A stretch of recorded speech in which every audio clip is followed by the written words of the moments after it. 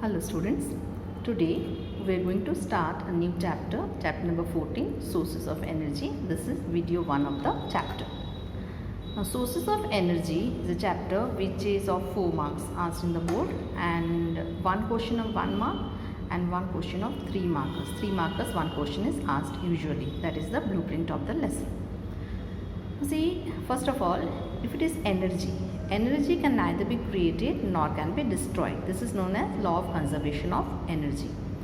Now, it can neither be created nor can be destroyed, but it can be transformed from one form to another. That is, energy comes in different forms.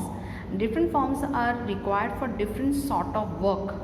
For example, mechanical energy is converted into electrical energy, and sometimes the chemical energy is converted into light energy. That is, by burning the candle we can get light. So transformation of energy is required. Now energy we obtain from different sources of energies are there, different sources, and different sources we use for various kind of work. If it is asked what is a good source of energy, now good source of energy means, see, coal, then petroleum, diesel, these are the sources of energy. LPG gas is also one form of energy. Sun is the main source of energy. But what is a good source of energy? This is one of the questions asked on page number 243 of your textbook. Textual question, what is a good source of energy? In your textbook only above it the answer is given. Good source of energy would be one. You have to mark the answer in the textbook. Good source of energy would be one which would do a large amount of work per unit volume or mass. That means by using little amount of the source of energy, for example by using little amount of say petrol or coal, if we get lot of amount of heat, then that is a good source of energy. It should be easily accessible. That means we should easily get it, not that the thing is available at the place where we cannot reach. So it should be easily accessible. It is easy to store and transport. That is, storage should be easy, it should not be inflammable. For example, hydrogen is also a source of energy. But why it is not a good source of energy for our daily work? Because it catches fire. So to store it, it is difficult. So actually it should be easy to store and easy to transport, and perhaps it should be economical, it should be cheap, it should not be very costly. These are the characteristics of good source of energy. Now what is a good fuel? Fuel means it is a substance by burning of which heat and light or only heat is produced. That substance is called fuel. Coal, petroleum, they are the fuels. Now what is a good fuel? Here the answer is given.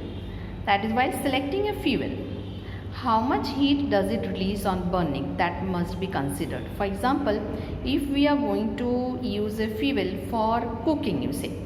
Now for cooking purpose we cannot use petrol. Petrol is used for transportation. Why for cooking we cannot use? Because its thermal value is such which is not required for cooking. So how much amount of heat it releases, that means the amount of heat released by the burning of the fuel should be in accordance to our need. Whatever need we are having, it should satisfy, and that amount of heat it should release. Then it should not produce a lot of smoke and pollute. It should be easily available, and it can be stored and transported easily. These are the characteristics of a good fuel. Now one of the questions is here that if you could use any source of energy for heating your food, which one would you use and why? Now for heating the food we can use a LPG gas cylinder. We can also use coal, we can use microwave. So the answer should be logical. You can write that for heating a food I can use microwave. Now why microwave? Because in microwave uniform heating is done. Suppose if you are heating it on a LPG stove, the food may stick with the bottom of the pan, it may burn, it may not be heated uniformly. So for heating a food I can use microwave. See, we would use a microwave oven for heating the food, as it heats uniformly and clearly without loss in its nutritional value. Without any loss in the nutritional value, it can be heated uniformly. So I would prefer a microwave. You can answer any other thing also, but it should be logical. You should be able to give reason why you are going to use it. Okay. Now next topic is conventional sources of energy. So in the previous topic we have done the 3 textual questions, and these answers you need to write in your paper, and the next topic we will be seeing in the next video.